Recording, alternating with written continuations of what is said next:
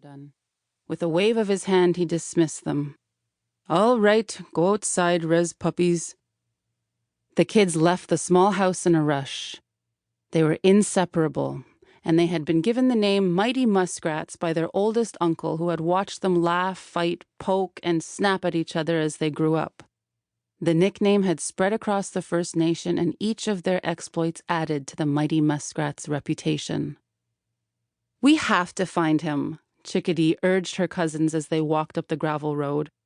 Her smile beamed from a scattering of freckles sprinkled across pudgy cheeks. Long black hair fell over her wide shoulders. "What are you talking about?" Atim was the largest of the group and the oldest. With his muscles and long legs, he could easily outrun his cousins and his brother Samuel. Ever since his parents had moved their family to the reserve, Atim had been growing out his hair, but it had yet to touch his shoulders, and it often hung in his eyes. He moved it away with a flick of his head. The sometimes leader of the group, Samuel, rubbed his chin, trying to squeeze out as much info as he could from what he had heard in the house. "Some city archeologist must have got lost. Uncle Levi has to find him." With his thin frame and short-cropped hair, Sam bounced down the road as though his big head was pulling him along. "We should," Atim declared. He tingled with excitement at the thought.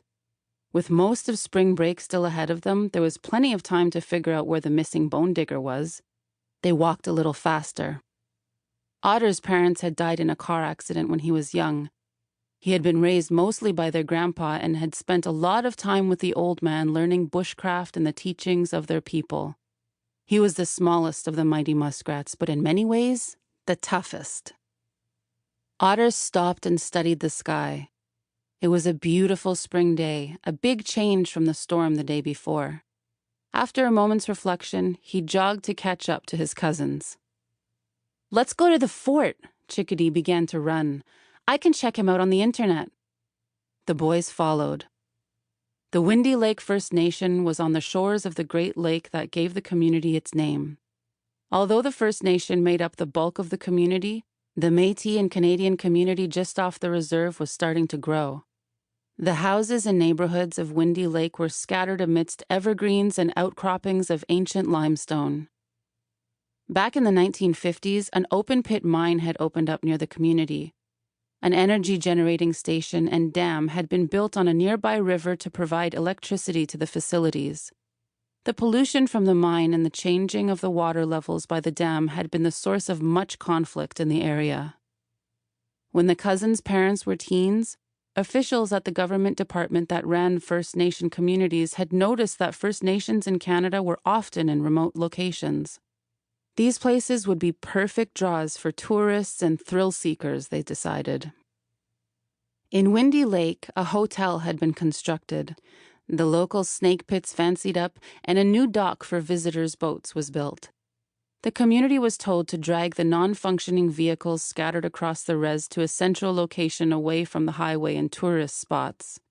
The tourists and their money never showed up. But the field of stacked old vehicles became a gathering place for the discarded metal, electronics, and appliances that seemed inappropriate in the garbage dump. The kids looked around for watching eyes before they headed to a bombardier within the pile of cars, trucks, and other vehicles. The bombardier was a cross between a van and a snowmobile. The big box for the driver and engine rested on skis and tracks so it could get through the snow. This one had been abandoned for years. The Mighty Muskrats opened the door to the old blue snow van and climbed inside. The interior of the faded bombardier was a kid's heaven. Posters lined the walls, cushions and blankets lined the benches, but they clambered past them, opening a screen that originally separated the riding compartment from the engine. Instead of a motor, there was the gaping maw of an aluminum culvert. The metal tunnel led between two pillars of old cars and farther into the junkyard.